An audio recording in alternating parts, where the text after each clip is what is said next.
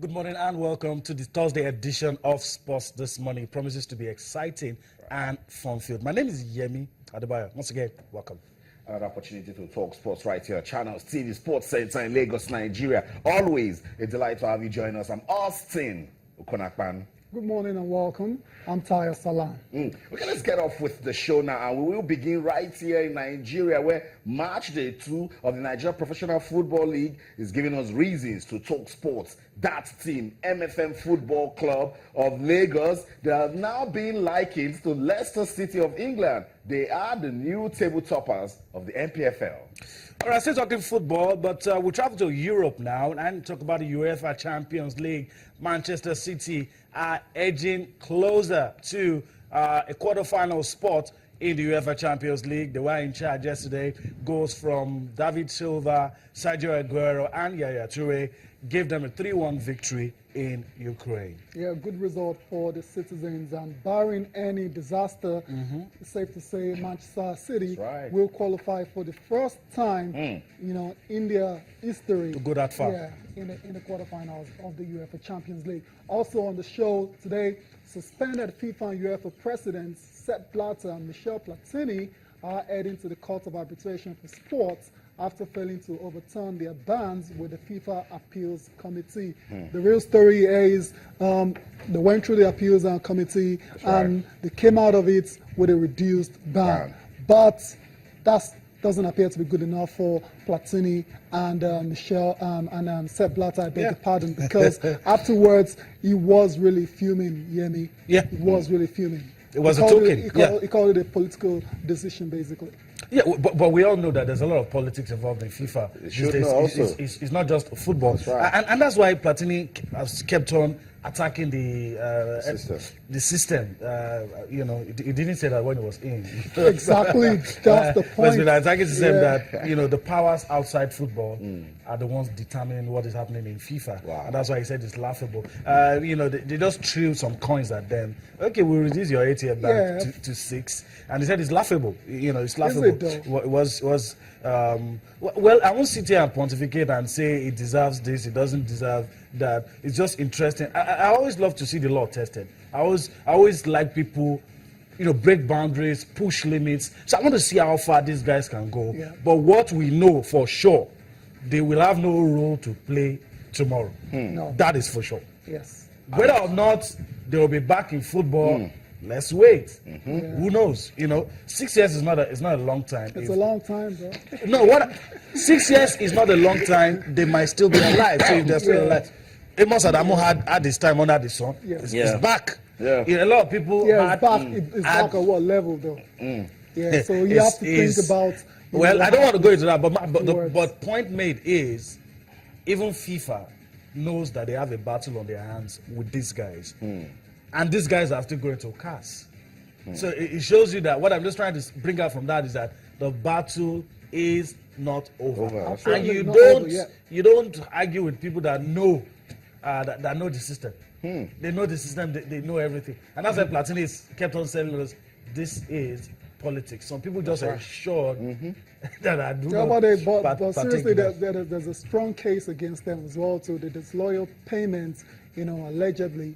They've investigated that already, and the ethics committee believe, this is what you deserve to get. Yeah. So the issue they might, their own defense at the court of arbitration for sports might be that the offense and the time being given to them, it's not proportional, it's disproportionate. That might just be the issue they have, because something has been done wrong by these two guys. I'm not holding brief for Platini. No, I'm just giving you the gospel according to Platini. His own, I don't have any opinion on this. I want to see sanity in football. I'm very sure you want to see that too. I want everything, but from his own standpoint, that is how Platini sees it, and he's going to push the limits. And it's going to be interesting for us to see how far it goes. Because I've been following this thing, and the morals in this is that someone somewhere is saying to Sepp Blatter and Michel Platini, you thought you were powerful, right? You thought you owed FIFA. We want to prove a point to you. And you can remember how furious Sepp Blatter got when they gave him 8 years. 8? Yeah, for what? Exactly. And now someone is telling him 6. 6 now, what's the difference? I remember telling you this, that in history, that there was a time where the state and the church had a running battle. And, what came out of it was that the politicians that were in control of the state said, look, the church can't be this powerful because you can't have a state within a state. And that's what happened to FIFA. You can't be this, you're not a country. That's right. Michel Platini is talking to him. He said the charges against me are baseless, built from the ground up, and sure, in view of the facts and the explanations I gave during the hearing, I will go through all the possible appeals, starting with CAS. That's where everyone goes. I will go to the end of my fight to show that I'm innocent. That's coming from Michel Platini. He's saying he's innocent. Ethics committee said, look, don't talk. We have things against you, particularly when someone is going against you with financial mismanagement, exactly. misappropriation. That's very deep. You should go back, check yourself also, and be like, am I really guilty? I want to believe that Israel Defense Council, they've done their own job as well. So they believe they've got a strong case. And so that's why we just have to wait and see how it all for pans Platini, out I think at the end of the year. it's interesting, the solidarity that he still gets from UEFA. And those guys have said, until this man exhausts all the avenues available to him, his position is not vacant. For Blatter, I don't know, even if he comes back, I don't know what he's coming back to. But for Platini, the fight is on.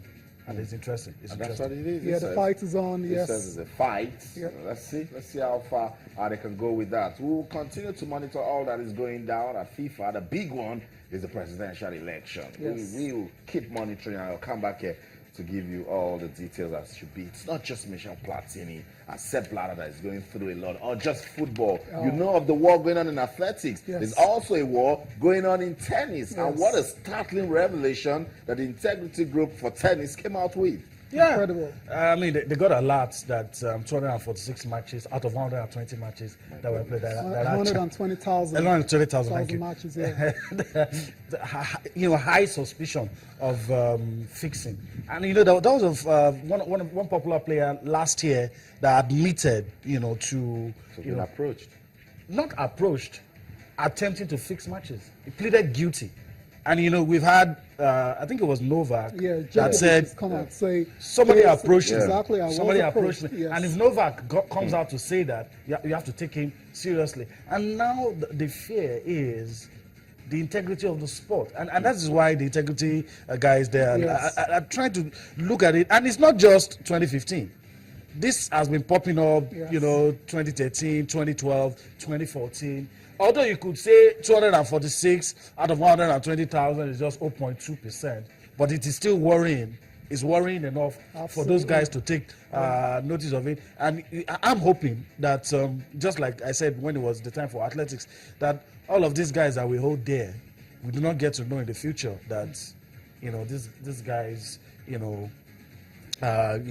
was some unseen force, an unseen hand outside of the tennis courts that determined who became the winner. And there was another popular bookmaker also that was squeezed.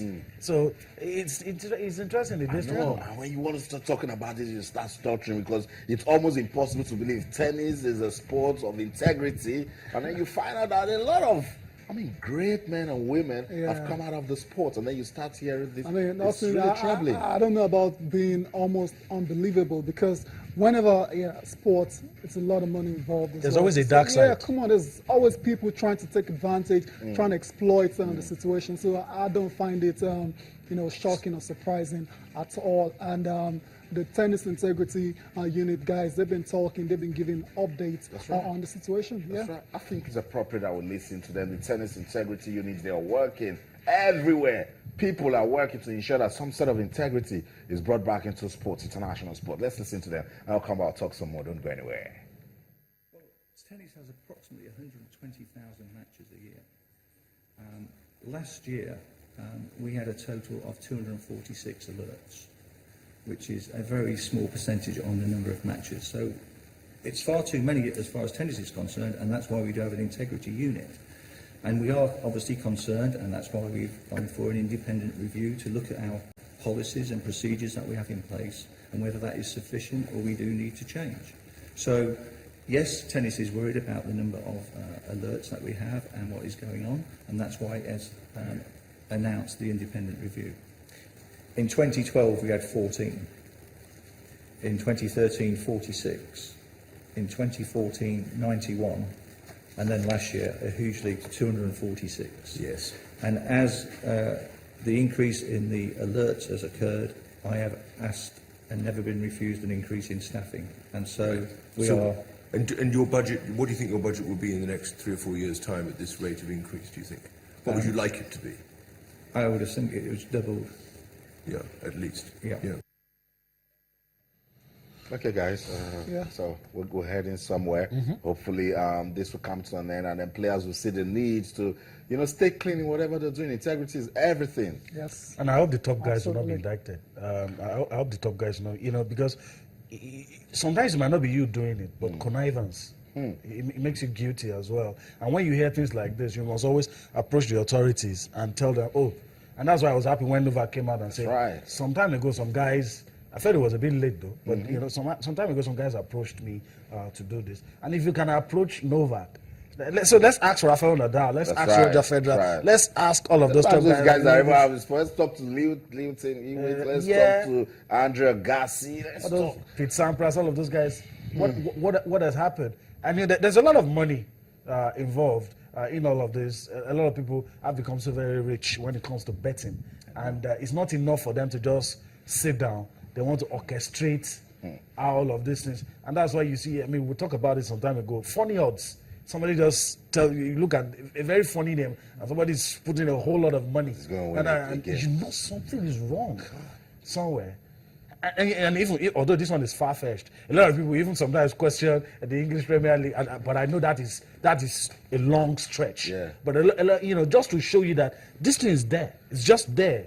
But it just goes to show that while we're trying to make sports, admirable, other persons are looking at it as a means to us, To them, it's all about making money. It's all about the money. So I think what sportsmen and women, even officials, should do is just do all they can to stay clean, to keep the integrity checks going. And I like the fact that tennis has started this. I can't even imagine that tennis has got why not? of... Why not? Why not?